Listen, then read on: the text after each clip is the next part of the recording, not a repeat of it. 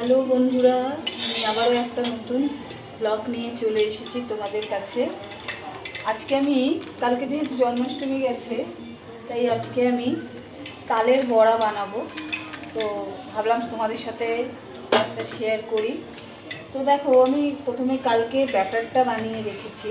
দেখতে পাচ্ছ এই যে ব্যাটার, এটা আমি কালকে বানিয়ে রেখেছি তালের বড়ার ব্যাটারটা। যাতে এগুলো করতে তো বেশি সময় লাগে, ভাজতে বেশি সময় লাগে না। এটা তোমার প্রথমে তালটাকে ছাড়ানো, তারপরে সেই তালটা থেকে তালের এটা প্লাম্পটা বার করা, তারপরে তোমার সেটাকে ভালো করে যাতে তার মধ্যে শাঁস না থাকে, আঁশ না থাকে, সেইটাকে করা। তার মধ্যে সুজি, কলা, নারকোল দেওয়া, নারকোল কুড়িয়ে নারকোল দেওয়া, এই সব কিছু।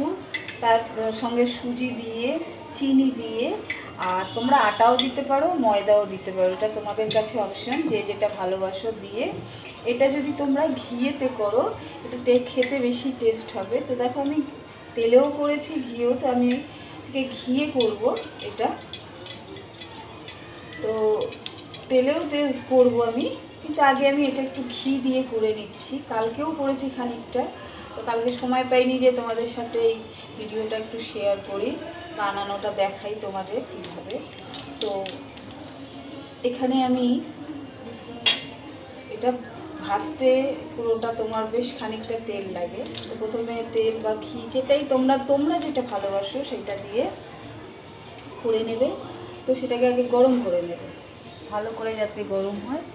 এই গরমটা করে তারপরে একটা একটা করে ছাড়তে হবে।